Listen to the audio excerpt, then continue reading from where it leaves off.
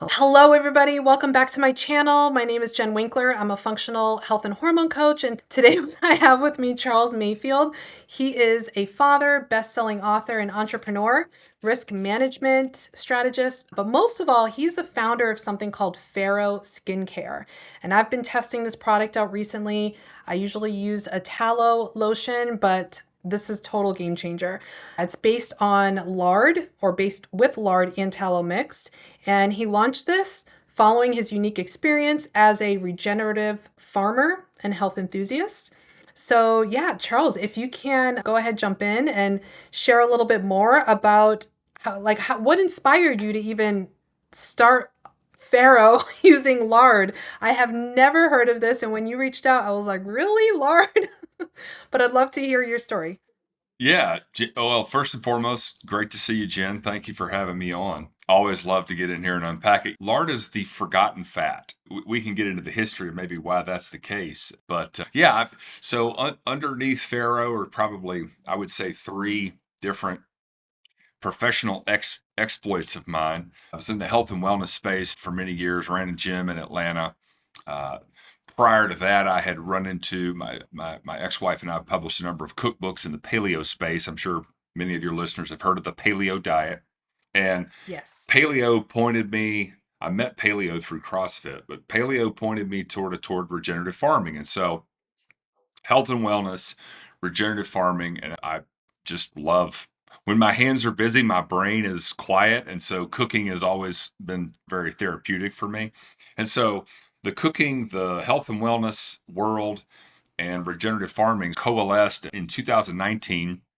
Many of your listeners will relate to this. I got a awful sunburn, like stage 5, probably a borderline second degree burn. And I jokingly say, half desperation, half curiosity, I had a jar of lard in my fridge that I was cooking and frying and culinarily using. And I had this moment. I was like, you know what? Why not try that on my skin? It was a bad sunburns, painful, and you're not going to sleep very well. And I used it. I put it on a couple times. It helped. My sunburn went away in a couple days, but I never peeled. And if you've ever gotten a really bad sunburn, even it can sometimes be weeks later, but it's at some point your skin just gives up and it's like, I got to lose a layer. And when Yeah. that ever happened, that was, you're in the health and wellness space. You learn to pay attention to your body. And so that was the crux of it. And of course, I got in the kitchen. We still hand batch make all of our creams in the kitchen, but I started tinkering around and playing with it and making samples and giving them to people. And fast forward a couple years later, someone was like, that stuff you make, it's really good. And so, yeah, we launched the company in 2022, still operating out of my house, sort of small batch artisanal stuff. But yeah, and it's remarkable. You've played around with it. It's tallow's very hot. We can unpack sort of the difference between lard and tallow. See if I get canceled for that one. But yeah, they both have their roles in optimal skincare. And yeah, so still do what I did before the company started. I think we reached out to you on Instagram. I was like, you got to try this stuff. And Yeah. so, No, I love it. It's definitely a different concept. And at first, you think of pigs, they're not very clean animals typically. And I know, like, I've heard you talk about that with the way that pigs are raised these days, right? So, walk us through that. You have a title of a talk that I got to watch, and I loved it. It was simple and quick, but it got down to the nitty-gritty of it, what pigs can teach us about human health and sustainability. And in my mind, I'm thinking, I'm putting pig fat on my skin. And I know a lot of people think of that with the tallow also. Let's walk through that talk that you've given before. Like, oh, what sure. can pigs teach us about the human health and sustainability? And yeah. Well, I would say pigs are not the problem. It's how they're raised. And so I'm glad you brought Mhm. that up. That was really the impetus of my TED talk was pigs are this remarkable animal. And I will push back on, we know this today. Pigs are one of the cleanest animals on the planet. Now, they look dirty all the time because they love to waddle around in the mud. But if you're looking at them from a cleanliness and health perspective, they're like humans. In fact, they're a four-legged human. And so if a pig gets plenty of sunshine and has a couple friends and fresh air, they're biologically they're a very healthy, clean animal. Now, just like us, they have parasites and a viral load, much like any monogastric omnivore. But yeah, it's the problem with pigs and pork today is really more about how most of them are raised, which is in a concentrated animal feeding operation. I like to call it like a modern day animal concentration camp. They're denied the sun, they're denied fresh air. Pigs are innately born to root or dig. Their noses are really, I touched on this in the talk, and in the factory farming model, they're denied that. And so I like to tell people, like, how miserable and depressed and sick would you be as a human if you were denied like the one thing you were born to do? And so there's a lot of religious context around pigs. I'm almost completely through this book now. There's a book called Lesser Beasts, and it's a full accounting of the pig. It's a remarkable book. This guy really dug into a lot of the literature. But the long and short of it is, if you raise a pig with love and care and give that pig the ability to be a pig, its meat, its fat are a remarkable food source for us. If we want to dig into the history of pigs, they are at the foundation of everything medical in our world today. I referenced this in the talk. Galen, the father of neurology, anatomy, physiology, most major medical disciplines, gives most of the credit of his learning about the human body and how it works to his ability to dissect and play around with pigs. So they're a modern day superhero, as I tout them in the talk. And with their fat, as it relates to skincare, their fat and our skin are almost a spot on match. Again, the pig biology and the human biology are so closely matched. We stick pig heart valves inside of humans. We harvest hormones from pigs for direct use in human medical care. And so the biology's there. The problem is really more how the pig is raised. And ultimately, we're going to eat them and they're going to have their one bad day. But, Yeah. I like to focus on all the days leading up to that. And let's make sure this animal has a joyous, wonderful life. So, Yeah, I like that part in your talk where you said people will ask you, "How can you kill and eat the pigs that you're raising?" And he said, "Well, they have one bad day," versus a lot of these pigs in CAFOs and such, it's like their whole life is just miserable. But yeah, it's really hard to find pork and pig that is raised well. This year we actually purchased our first full pig from a local farmer, nice. and the taste quality is actually drastically different than the Oh, stuff we would buy in the store. so, I mhm. never realized it is Store-bought pork and pastured pork, I tell people this all the time, they might as well be two completely different things. And for totally. your listeners in the nutrition world, I tell people this all the time. You can buy your beef at Walmart if you have to. I would not buy store-bought chicken, and I would not buy store-bought pork. And some of that has to do with, this will lead into tallow versus lard and all that. Yeah. Pigs and chickens are the only two monogastric omnivores, our greater food supply meat system. Okay. Lamb, beef, even elk, bison, these are all ruminant herbivorous animals. Okay. So they have multi chambered stomachs. Their metabolism is based off of fermentation. They have a rumen, hence the name ruminant. And so they metabolize their diet differently. They only eat effectively one thing, one food source, whereas a pig or a chicken, they're out scavenging. I love I'm sure you get a chuckle out of this, the vegetarian fed chicken eggs that you can buy in the store that they upcharge you for. Well, chickens aren't vegetarians either. Like, they'll eat grubs and worms and bugs and all that. So Yeah.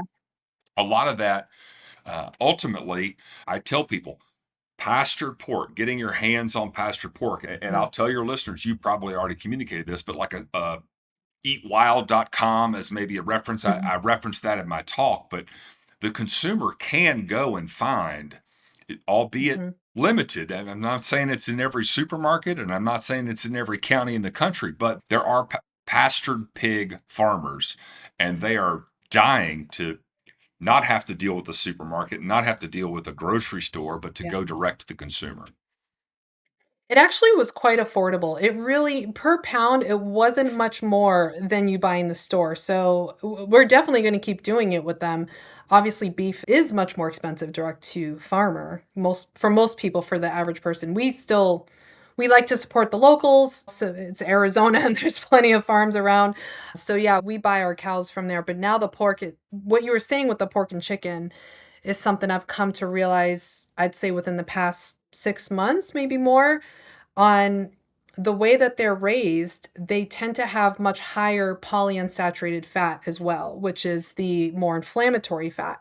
So the beef, not so much, but the pork and chicken, we are now much more cautious with at least the cuts that have fat in them. The pork is going to be easy to buy from the farmer. The chicken, that gets a little pricey when you buy direct from It's farmer hard pasture raising raised chicken.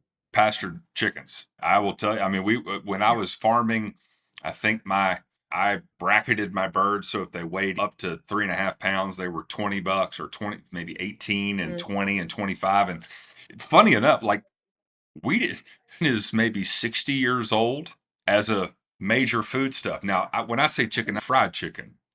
We've been eating chicken for hundreds of years, but it was a spent hen that was done laying her eggs, and didn't put her on the barbecue. You didn't fried chicken is brand new because they were these smaller birds. There was a tougher meat, but some of the most classic recipes in the world are slow raised, like a coq au vin or some of these other traditionally bird heavy dishes. But yeah, if you seek it, you will find it. And if you can't find it, shop from there's White Oak Pastures is a good example. They're in South Georgia, but they ship anywhere in the country. Now, you talk to Will Harris, he's like, Yeah. I'd rather just feed Atlanta and my local community, but you can get your hands on pastured pork and quality chicken, but I hardly ever eat chicken anymore. It's only Yeah. We've been eating beef and pork and deer Yeah. for thousands of years, hundreds of thousands of Yeah. years. But Yeah. yeah, We have a store, I think you guys have it there in Tennessee also. Sprouts, I think, yep. sells Oh white oak yeah, good, pasture. good. Yeah. They're in the Publix here. Oh, wonderful. Publix is a really good account for them. Publix is a little bit more East Y Coast based, Florida company. yeah, I've But seen them in Florida whenever we visit there. Will was the first grass finished beef supplier to Whole Foods in the country. And he left them a couple years ago because they were greenwashing. They were shipping in like New Zealand beef and labeling it product of the U.S. And he got in some trouble with them for pointing that out. Most of the beef we eat in this country is not American beef. Right. I heard It's it comes a lot from, like, India and New Zealand, South up there. America. Our Oh, we our, the major beef producers in this country end up exporting most of the beef that we grow because our standards are so much higher. And so it fetches a premium in foreign markets, which is, in one sentence, that's like great. So, but these major beef producers are importing really cheap. You could make the argument good or better or best or bad, whatever. New Zealand grows some damn good beef. Argentina grows some damn good beef, but their standards aren't what ours are. And so they bring in this cheap beef. And for your listeners that don't know, if you do anything to the beef carcass that adds value, so let's just say taking a half of beef and grinding it up, if you do that in an American USDA facility, they allow that beef to now be labeled product of the US. And this is where Will got in some hot water with the Whole Foods, but that animal was born, raised, and killed in a foreign country and then shipped here and labeled product of the US. And oh. that's just Yeah, not I have cool. heard of that too. No, it's not. And then, as a consumer, you just don't know what to look for anymore. It's already hard enough reading ingredient labels for most people. Like, I have my mom in her late 60s who lives with us and trying to help her understand the health. She's like, I didn't have to do all this when I was younger. We just ate the food. But now it just gets more complicated. And yeah, we need more transparency on stuff like that for sure. Well, I think we're starting to turn a corner. I'm very excited about our current director of Health and Human Services and the team he has deployed. It's Everybody gets their hackles up about RFK and he's not moving fast enough. But our current food and our current health system is so out of whack and it's so big. You can't turn a battleship on a dime. You got to ease that thing around. And so I'm optimistic, but I like to make sure people remember, like, no one's coming to save you, RFK included. Like, you got to get out there, you got to make the steps in the right direction Yeah. to nourish yourself. No, for sure. Absolutely. So, yeah, let's go back to your Farrow, your smart lard, you call it. Tell us about the process, the way when you're raising pigs on your farm. How did you figure out that fat from the pigs could be maybe more beneficial or equally beneficial with the tallow for skincare? You know where I'm going with that? Like, Yeah, a lot of people are using tallow now for skincare, but you're the first lard person I've seen. So, yeah, tell us about the raising of the pigs, how that matters. You talked about that a little bit, but maybe tie that into the tallow part as well. yeah. So, couple of things. Let's talk about skincare at large, right? So, Yes. optimal skincare is, I like to boil it down to a couple things. First and foremost, it's lipids. So, balances and how closely any fat has a ratio of saturated, monounsaturated, polyunsaturated fats, right? So it's, think about like architecturally how it's put together. And so the closer something puts that we put on our skin matches to our own biology, the more. Our skin's this remarkable organ, right? It's our biggest organ, and it does eat things, but it wants to preferentially consume that which is similar to it. Okay, so the lipid balance is big.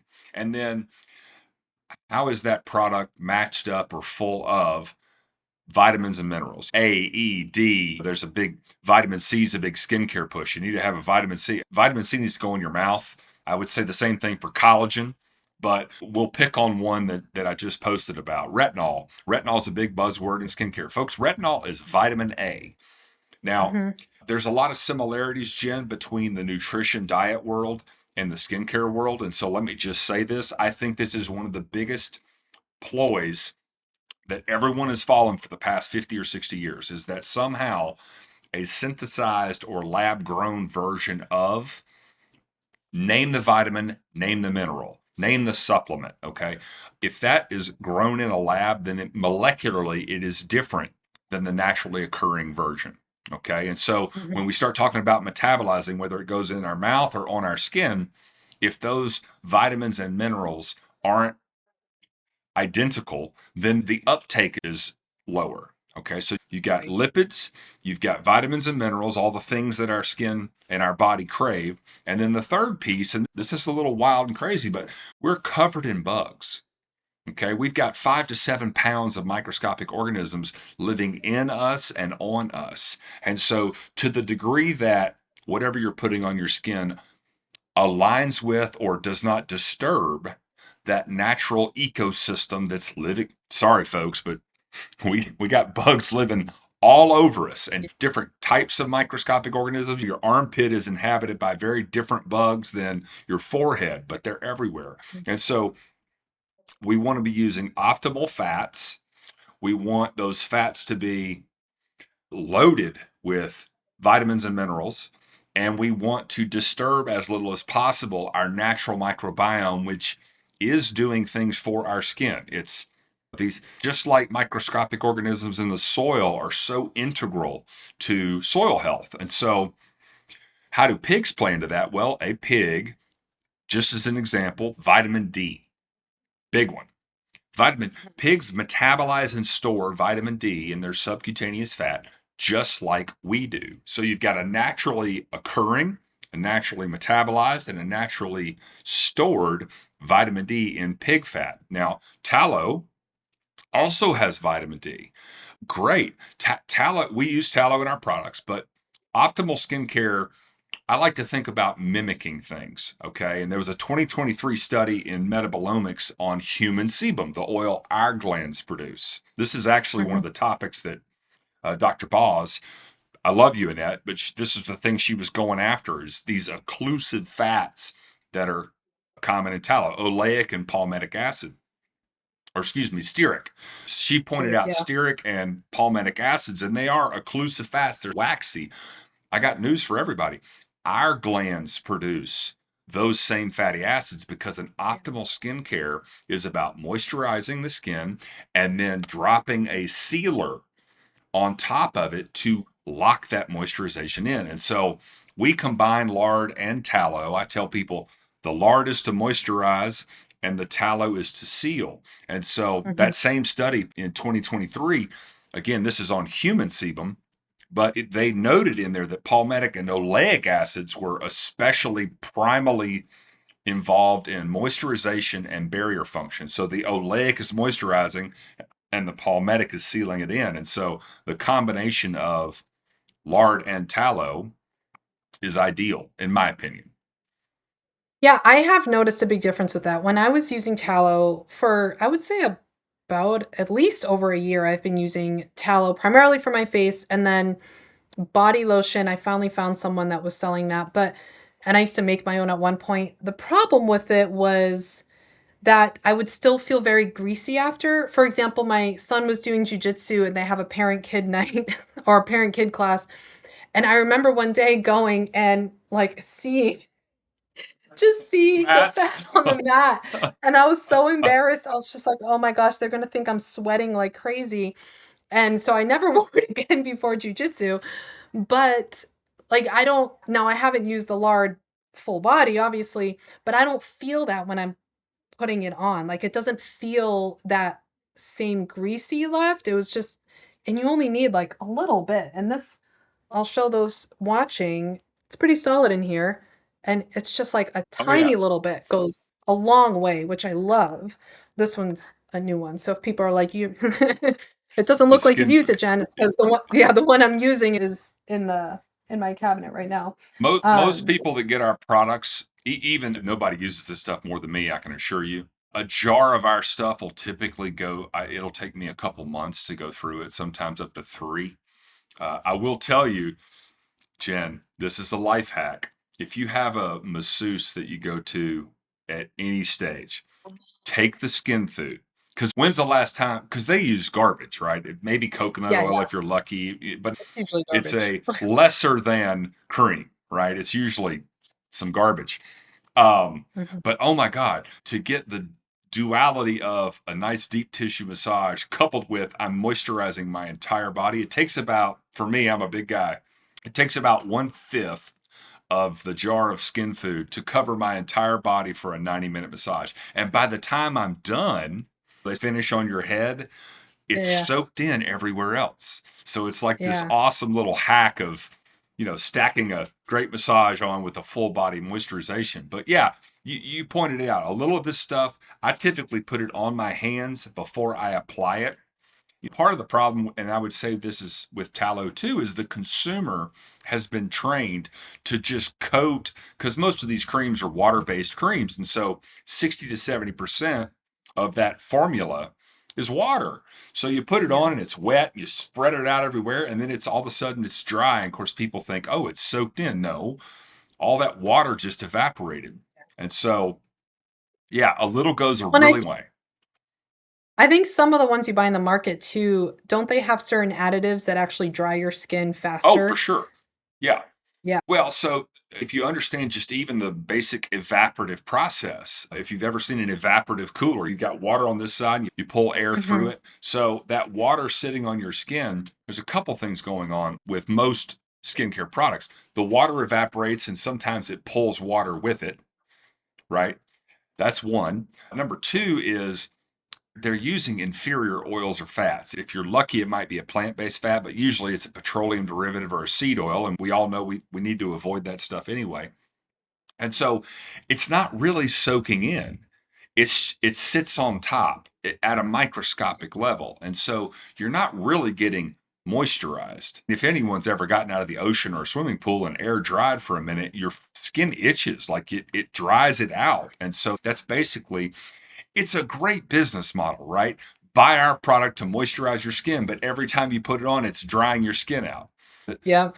You're in Yeah. Arizona, dry part of the world. Oh The gosh. driest Yeah. my lips ever feel or used to feel was an hour after I put on the crappy like lip balm that's not really Yeah. feeding my lip. It's not feeding my skin, it's just drying it out. So Yeah, no, totally. My husband is a Phoenix native, so he's lived here his whole life and he works outdoors a lot. So I've been meaning to have I'm going to test it out with him and have him start using it because his hands are very dry cuz he never used to wear gloves when he was outside and the sun is brutal here. So he definitely has like that sun face, the all that stuff. But I want him to try it out cuz he's constantly putting on like either coconut oil or something on his hands and it's just always drying quickly, so I'd be curious to see how this works for him on that. Oh, listen, he will be a believer.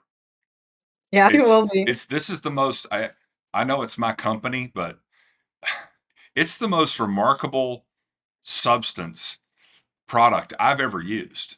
And it's sorry folks, Jen, I get emails every week. Name the skin. Here's the other thing the skincare industry has convinced us of.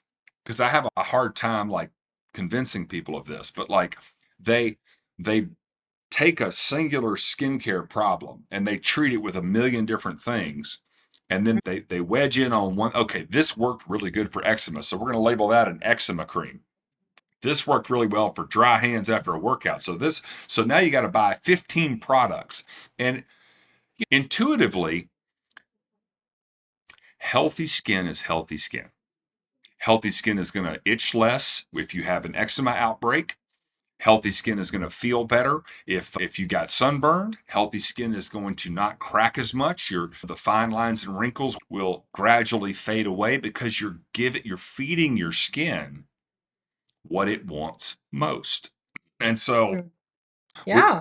we're going to develop some content around this, but I'm trying to angle in on like the wife buys the product and then the husband steals the product. We have scented and unscented. Okay. And people are like, well, fragrance in skincare is like natural flavors in food. There's like a Mhm. thousand different things that can hide under fragrance. And so a lot of people, our most popular products are the unscented. And I try to tell people, I'm like, it's not odorless. We're just not adding scent. And so you've smelled tallow. Tallow Mhm. is, I believe, is our most odorous fat. But yeah, it blows my mind. So if anyone that doesn't like our unscented because it smells like fat, drop some essential oils in there. I like the scent, or I The like the scent is unscented version. nothing like yeah, it's It's nothing well, although mine does have the essential oils in it. I think it smells fantastic. Like, the tallow ones, I it was always hard. I was just doing it because it was better. But I would suck it up and be like, I'll stick with the smell." But I did put essential oils in my tallow from time to time. The most recent one I purchased from someone, I was like, "Oh, I couldn't do it." But yeah, this one's definitely a good one. Tell me, I wanna hear you people respond to you after they're using it and saying, like, "This is a game changer." What's, like, one of the wildest stories you've heard from someone that after using their product, something has improved? I won't name his name. I called him Chitty.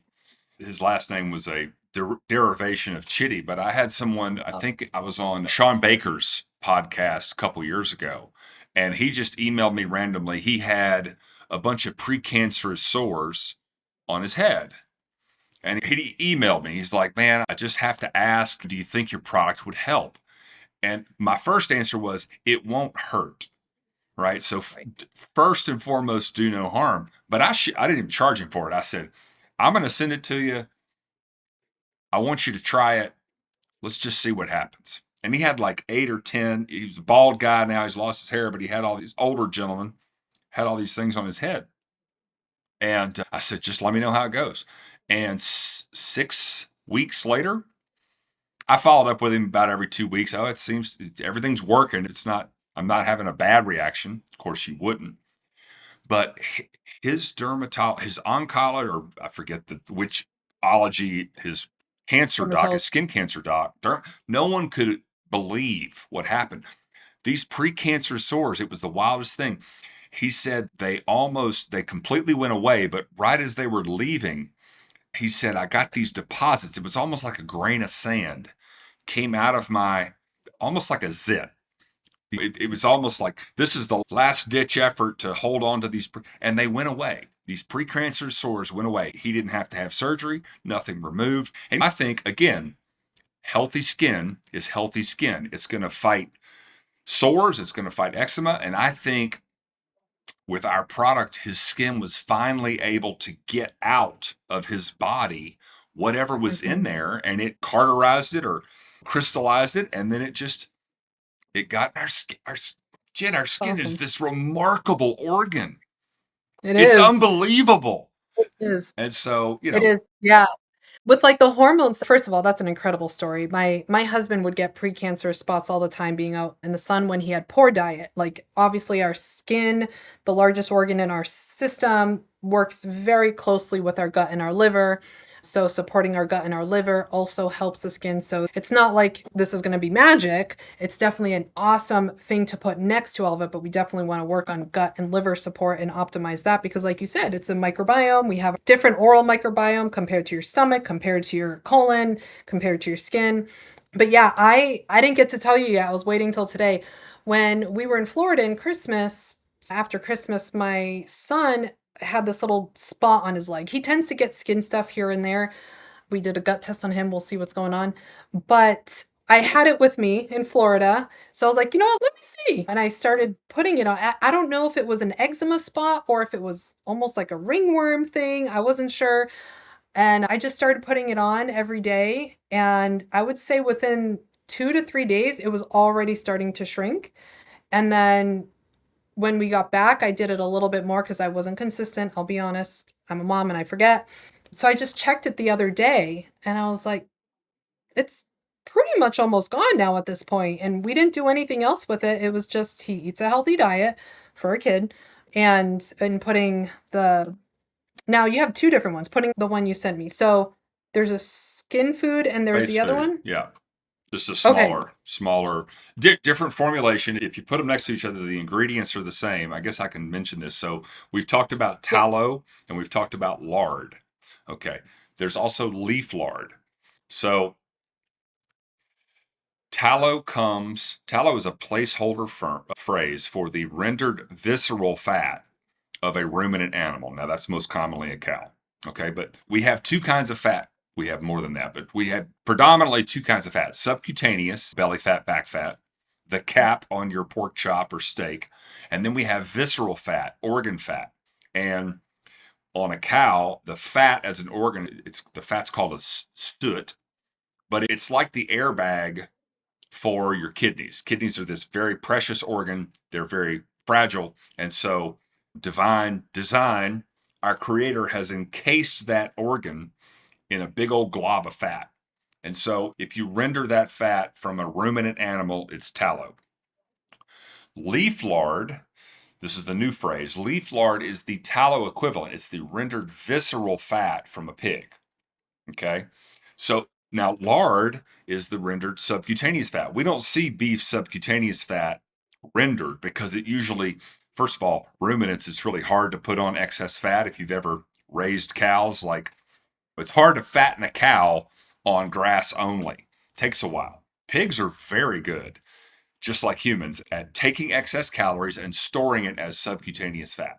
And so again, this is the magic to smart lard. If you've raised that healthy, happy pig, optimal diet, plenty of sunshine, fresh air, then they have metabolized and stored all the vitamins, all the minerals, the vitamin D from the sun, and it's stored in their subcutaneous fat. Okay. Okay. So those are the three ingredients, the primary movers. We also put honey and the essential oils, but the ingredients are the same. The ratios are different. Our face food, and you've got both products, so you can see texturally they're different. Our face food has a much higher concentration of leaf lard because it's completely odorless. There's no, Mhm. because there's no metabolic pathway to store anything in the visceral fat. All the storage is our subcutaneous fat. And so that fat is an odorless fat. Again, it's up by the nose, it's our facial product. I use our products honestly interchangeably. I use skin food on my face. I travel with our face food because it's a smaller jar and I use it wherever I need it. I honestly hadn't opened this one until today, but this face one is the one I've been using Mm-hmm. most of the time. So I gotta this does have a different texture. The face one has a little bit more of a I don't want to say it's liquidy, but it's not as firm as this one Well, is. it's So funny enough, it should be the opposite. It depends on the temperature. oh, but at the same temperature, you're in Arizona, it's nice and warm, I'm sure. But Yeah, that's part of it. and I'll tell your listeners, like these products are not to sit in your car and travel very well. Now we have a. Did I No, send you an epidermis? I don't think All so. right, I'll have to ship you one of those to Okay. try. This is our portable, packable, take it on the road with you product. But Oh, all of our products at about 76 to 77 degrees turn liquid very fast. okay. Again, with tallow, tallow has a different Yeah. fatty acid ratio and is solid at room temperature. It takes a lot of heat to get tallow to melt. That is Yeah. not the case with lard. So Okay. be That makes sense. warned, Yeah. everyone. Yeah, I was gonna say, when you open it, open with caution because I did not. When I opened mine, I was in Florida and I was like, "Whoa, yeah, I had to a little bit spilt out." So that might be another reason, is some of it spilt out when it was warm, so maybe that's why mine's a little more liquidy, so Maybe. yeah. So I Yeah, that tell might be part of people it. we have I don't stuff it in the boxes this time of year because it's cold pretty much everywhere, but we have a little warning card. Warning, this Okay. product is awesome, but it will melt. That will stick in with our shipments. I'll probably start doing that again in April, Yeah. but Maybe year round do it to the warm yeah, states true. here in Florida. I'm going to circle back to something you said. I want to applaud you for saying this and just Yeah. bring this up. So, optimal skincare is a two-sided coin. And now, whether you Mhm. have a chronic skin condition or not, so eczema, psoriasis, cheilitis, rosacea, those are all arguably an autoimmune response to something going on inside. But optimal skincare is a two-sided coin. Whether you've got a skin problem or not, what goes in our mouth matters. And so I know you know that. I just want to point out, I think topically, our stuff is the best game in town. And regardless of what you put in your mouth, you'll see stark benefits from using our product. But I also want to make sure and prop up, and I know this is a big part of the coaching that you do, and it should be a part of any skincare conversation. We need to be eating lots of animal based products. We need to get collagen, shouldn't go on your skin, it should go in your mouth. These fattier meats, things of that nature. And so I just wanted to applaud you for bringing up what every dermatologist should be talking about, esthetician, and none of them do. It's like what goes in your matters. Yeah. Yeah, 100%, and I do a lot with hormones with women as well, and so this is one area that I honestly need to harp on more with them, but a lot of the women that come to me already say like, "Oh, I use really clean products," and then when I do ask them, "Well, what do you use?" I would say like 50% of it is pretty good, but sometimes it's the greenwashing that's on the labels. It's just it looks a very natural type of bottle, or they have a leaf on there, the little things that make it seem very healthy. And then you look at the ingredients list and it's like, wait a minute, I don't know what any of this is. There's polysorbate this, there's fragrance that, like you said, about that they can hide anything in that. And it makes a big difference what you put on your skin with your hormones. Like we keep harping on it, it's the biggest organ on your body. And if you are putting these synthetic products on your skin, it will negatively affect your hormones, male and female, but females tend to see it more with the estrogen dominance and such like that. So, another reason I like partnering with products like yours is they don't have to worry about that part. They don't have to worry about the hormones tanking when they're just trying to hydrate their skin. That's it. That's right. Well, and a lot of those compounds, the emulsifiers and preservatives, a lot of them have now been shown to be estrogen signaling. They're hormone Mhm. disrupting compounds, and we all need estrogen. But Mhm. I like to lean Yeah. into let's just use what our body can make on its own. So yeah, it's Yeah. but again, the skin is a powerful organ. Back to like HRT and some of these some of these therapies out there, a nicotine patch. We Mhm. apply medicine often through the skin. It Yeah. wants to eat things, and so especially. And I would also say this is where men are a little bit on the lucky side, but women use a lot more skincare than men. And Yeah. regrettably, most of the skincare they're using is crushing their hormones. It's just dysregulating, in addition to the microbiome and all. Our microbiome is a hormone signaling network. Yeah. A lot of the bugs in our stomach are causative in ghrelin or leptin release. There's the valgus nerve, you mentioned that earlier. I mean, there's there's this really magical system. And again, just like these preservatives in food that somehow allow a McDonald's hamburger to just sit there for 7 years and not go away, those same compounds are destroying our skin's microbiome. And we don't want to do that. Right. Yeah, because part of our detox system is not just urinating and having bowel movements, but it's also the sweating. So your body is trying to get rid of what it doesn't need to hold on through the sweat. And if you're getting rid of some of these things, we're not always showering right after we sweat either, right? It's sitting there on the skin. And so it's just so complex. I feel like, but a lot of people just don't. They'll think about what they're eating, but the stuff on their skin, they're just, "Oh, that's no big deal. It's just on my skin." They're not paying attention to absorption. But yet they'll get a cortisone, hydrocortisone cream, Neosporin, all those kind of things, and not thinking about how I don't know. To me, it's like a no-brainer. If you're watching what you're putting in your mouth, definitely watch what you're putting on your skin also. Let's talk about one of the most awful things for our skin these days. You mentioned sweating. Okay, so we should go sweat. I always like to say it's good to work out your muscles, but while you're working out your muscles, you're working out your skin because it's this transdermal, it's there to sweat and help cool us off. So, Jen, hot running water is a technology that is only about 80 years old. Okay. Really? Yeah, there weren't hot water That's heaters in true. Yeah, 1940. right. None. They use Okay. a fire to, like, Okay. boil some water. So if Yeah. we think about if I feel dirty, okay, let's not take the extreme like I'm covered in axle grease or something, but I've gone and I've lived my life. You said sweating, and I don't always necessarily take a shower right away. Okay, and that's what sparked this. Okay, so what is feeling or looking dirty? Maybe I've sweat. Again, my glands are making human sebum, and so I'm trying to constantly keep my skin oily to some degree. I want to keep it moisturized, and there's dust in the air, there's dirt, and this stuff clings to our body. Okay, you can wash your dishes and get them pretty darn clean with a little bit of rubbing and warm water. And so the cleansers and all the body washes so we are so over sanitized today.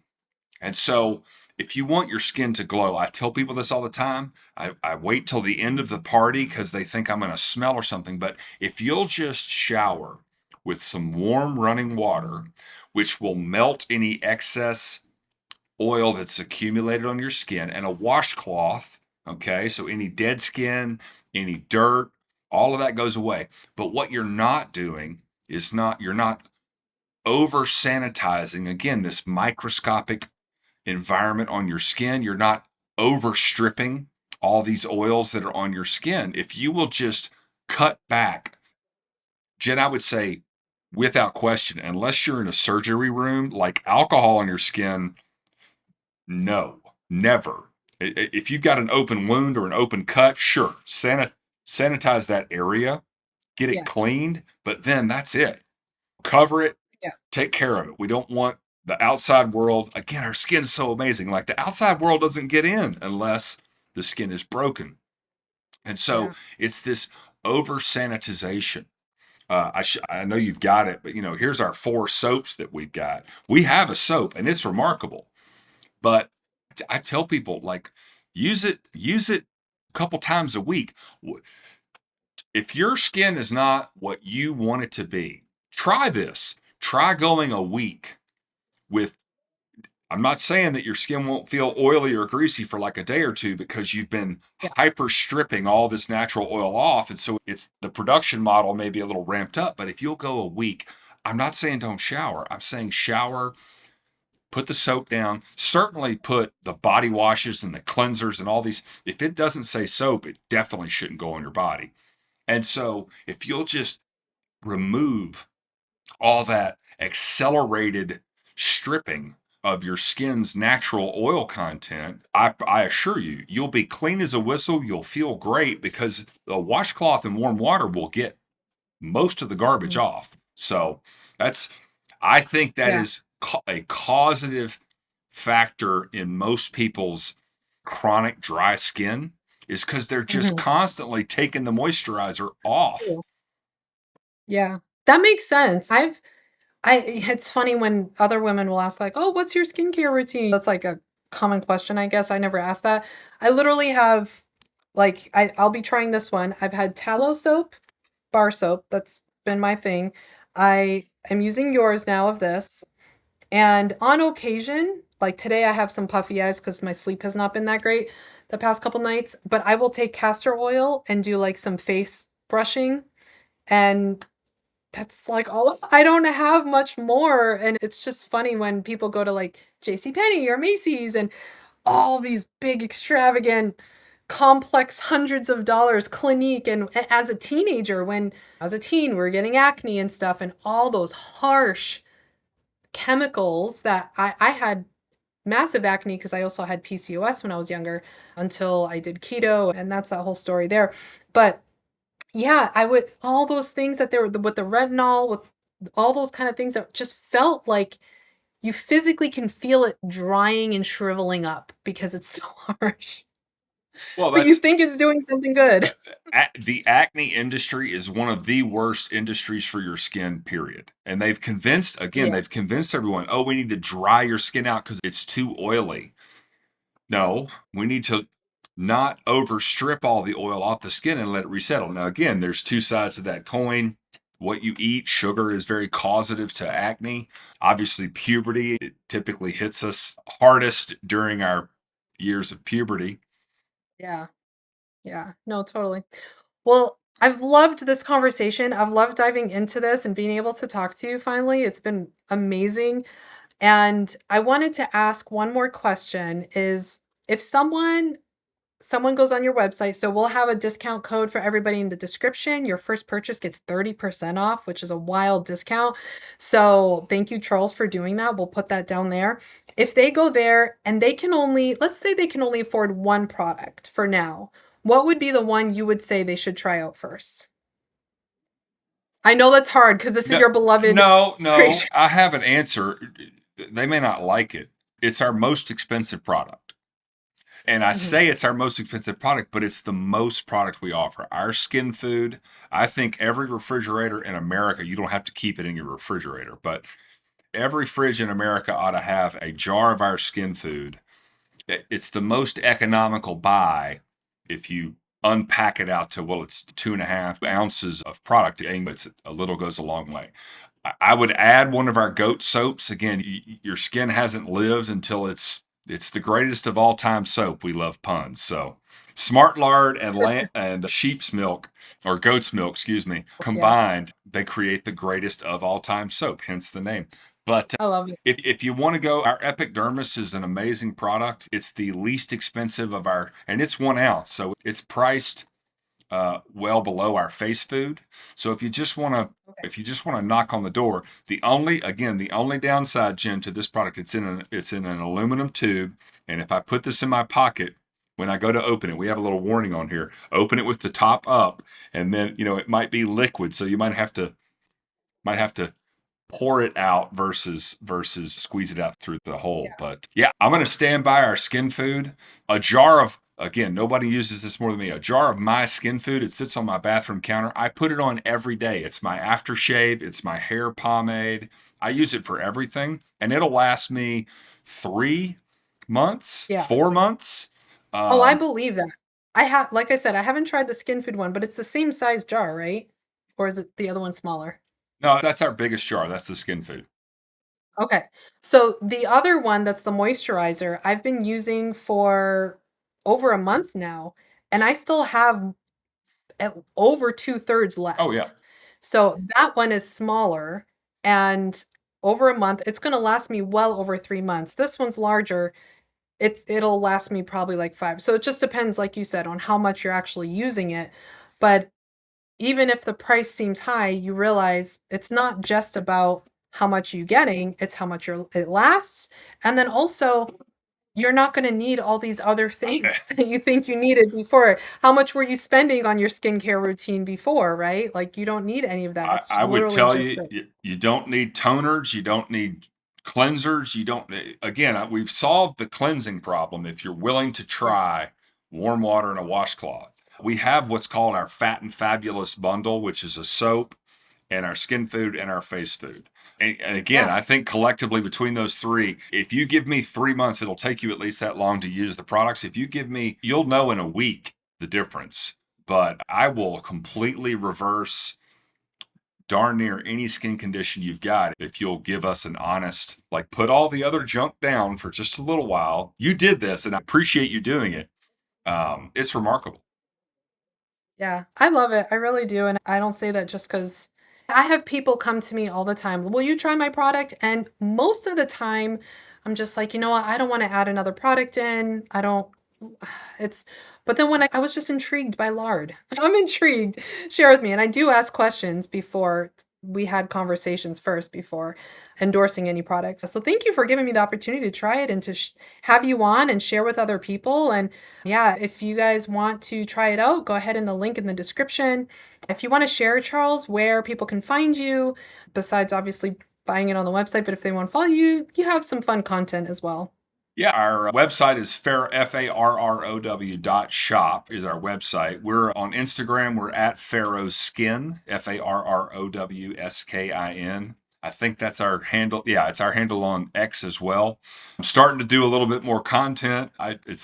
I like making skincare. It's some of the stuff's it's the devil I've got to dance with if we're going to grow this company. But I hear you. It's not it's my favorite thing to do is content creation, but it's yeah. unfortunately it's the new advertisements these days. But you have some fun ones on there that I think the first time you reached out and it started popping up on Facebook and Instagram where you're on the farm and you're just sitting there on the table and it was like so simple, but yet so funny. I am going to start doing quite a bit of content on YouTube. So we do have a channel there.